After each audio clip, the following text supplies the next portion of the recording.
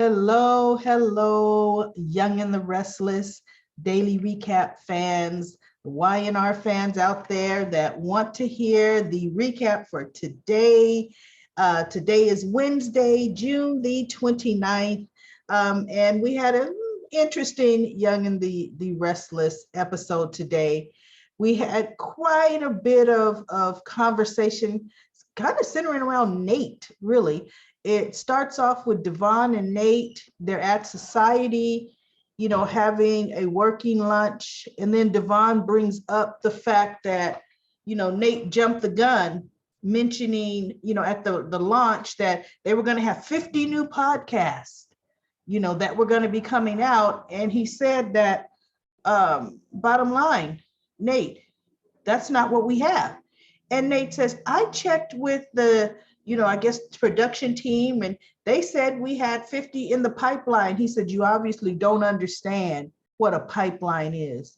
There are various stages of a project being in a pipeline before that project is ever ready to, be put out there. So that kind of backfired a bit in Nate's face, the rush to want to be launch such great bold news that they really can't deliver right now. And Devon let him know, look, man, I'm really busting your chops, but I do understand it's a learning curve. It is a learning curve. And, pretty much this is going to be a lesson for Nate. This is not anything detrimental to the company. It's just, they can't put out that information yet. And Elena goes to the office, Hamilton Winter's office, looking for Nate. And of course, Amani couldn't wait to rub it in her face that he's not here. And then she says this, isn't it interesting that I know more about where Nate's comings and goings than you do? And Elena looks at her because that was a funny dig at her.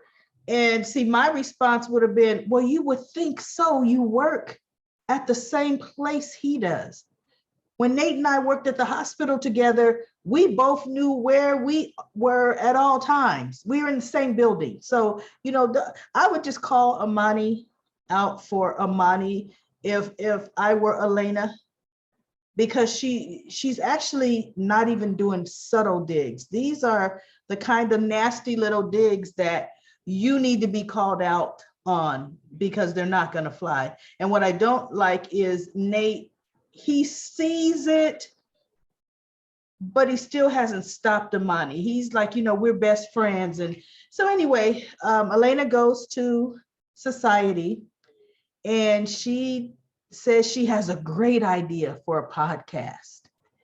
And she pitches this almost like Ask MD Now, but on a better scale, for a podcast. And Devon was all for it because look, his buddy Nate, cousin, promised 50 new podcasts and they need some quality podcasts. So he goes, well, you know what? That sounds really good. And Nate, of course, wasn't for it initially because he's like, look, are you sure you have enough time to do that? And in reality, that was actually a great question, because if it's one thing they've been showing for the last month or more is how exhausted Elena is, completely tired from her schedule. So now this this brainstorm idea of hers, I was wondering how she's going to do it too. So Devon says he has to take a phone call, and he says, you know what, you two work it out, because this seems kind of like it's more of a personal issue of scheduling, so they talk about it. And he says, so she goes, are you saying this because of my schedule, or are you saying this because of our relationship? And he admits, yeah, I mean, we barely spend time with each other now. And so what Elena told him, look, bottom line, I am going to cut back hours at the clinic, and at least now I'm in your world. I would be working at Hamilton Winters with this. I would be able to see more of you. We could spend more time together. And then Nate realized, you know what, she's right. And he actually was on board with the idea. And one thing he mentioned to Devon, he goes, but wait a minute, she's under contract with Newman Media. And he says, well, that's what Amanda's for. She's a talented attorney. I'm sure she can get Elena out of her contract. And see, truth be told, Newman Media has really put Ask MD Now on the back burner. Like Elena had said, they put it on hiatus, they take it off hiatus. They put it on hiatus, they take it off hiatus. So, you know, there's probably going to be a complete afterthought with Newman Media saying, okay, you can take her, because they really have no plans for her. But what I like is that's going to create some friction or conflict for Amani, because Elena's going to be around more. And I'm going to like where that's happening. And then at the end of the show, Nate saw Amani, who is actually going to be going out of town, but let's see if she weasels out of that now, to go see her mother. He asked her to work on getting Elena out of her contract with Newman Media. And she goes, yeah, but we got so much other stuff we're working on here. I don't know if I can get to it. So he's like, well, we're friends. I mean, that's what friends are for. We take care of each other. So she really kind of had to acquiesce to it. Like, oh, okay, I'll work on it. See, you know, she doesn't want to. And the only reason I know Nate went to her is he doesn't know Amanda is back home in town. I'll bet you that that's the reason why.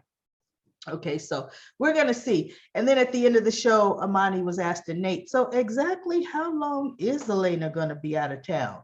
We already know exactly what's going to happen with that. Ugh, she's going to try to seduce him. I don't even really want to see that, because unfortunately, we already know sometimes Nate doesn't make the best decisions and the best judgment calls. And then we had Chelsea and Chloe. You know, Chelsea's so excited. She's telling Chloe all about Summer, because Summer and Kyle let her in on what they wanted. They want her to design for Marchetti, and it'll be, you know, Chelsea Lawson Designs by Marchetti, or whatever they're going to call it. And she's all for it. She pretty much was saying yes without Chloe even being on board.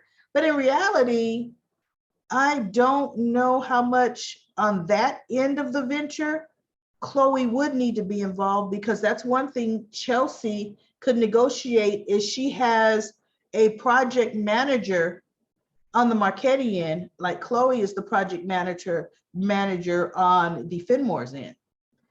But Chloe's issue, and we've seen it, Chelsea has not been on time.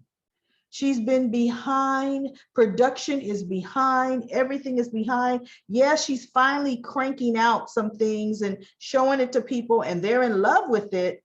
But overall, she's behind. And Chloe is like, wait a minute, how do you think you're going to pile on anything else? And if you do, our line is going to suffer. And Chloe is 100% correct. What she really needs to do is sit down with Lauren, because Chelsea proudly told her, your sister-in-law, Lauren, is 100% on board. You would think my friend would be on board. Well, Chloe needs to go to Lauren and give Lauren all the facts with just how behind things are and the kinds of fire she's putting out. She really should do that. You know, so we shall see. I see it parting of the ways where friends are concerned for a minute. So Amanda's back in town. She saw her mother, her and Amani's mother. You know, she was a little shaken by it, the effects of the stroke. She's talking to Phyllis, you know, and Phyllis offers her friendly condolences, you know, as a friend, how can I help? But you know, then Phyllis talks a little bit about what's going on in her life, but she doesn't dive too deep into it, because she's trying to be sensitive to Amanda. But Amanda just lets you know, give Jack time. Just don't step back. Just give him, don't react. Just let this situation play out. But and Phyllis acts like she's listening, but we all know Phyllis is not listening. And actually, this was the episode, I guess it was the preview, so I jumped the gun, where Kyle and Summer offered Diane a job. The preview they showed last week made it seem like it was a high level job, but it is not. It is a lower level PR job because Diane is supposed to have experience in PR work. So at least they're not offering her something too high level of a job, and that's good. So of course Diane says, hey, why don't we all go out to celebrate as a family? Let's, and Jack kind of looks because he's like, wait a minute, what? You're Kyle's mother, but now we're doing this whole family thing. And she goes, come on, Jack.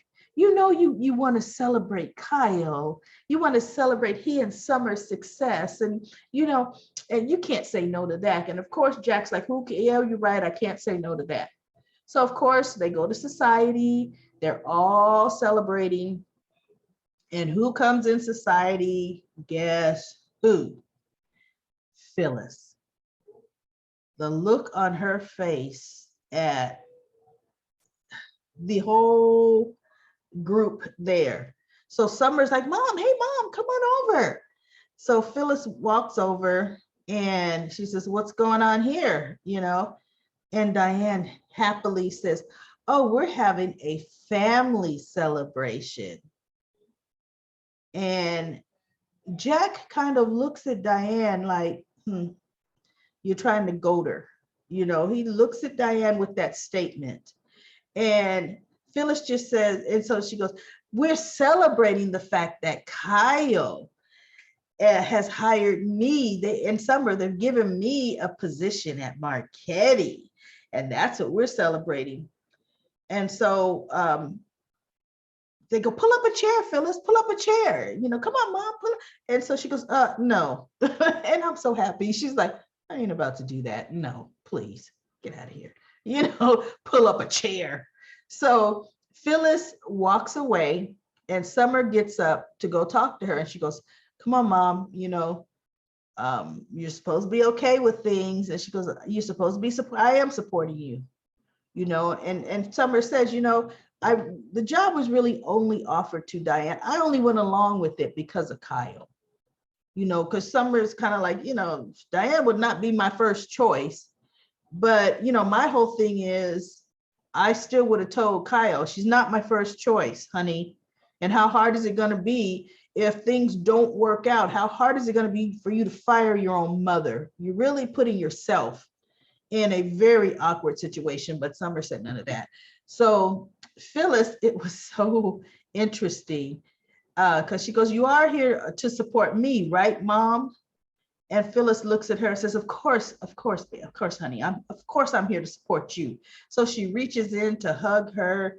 And boy, does Phyllis give the death glare over to the table where they are sitting. And in my mind, I thought, here we go. The mind of Phyllis is starting to churn. The problems are getting ready to come out because they are unleashing Pandora's box. This is happening, everybody, because Phyllis cannot contain herself. And she pretty much kind of said it to Amanda that, pretty much, what am I worried about being good for?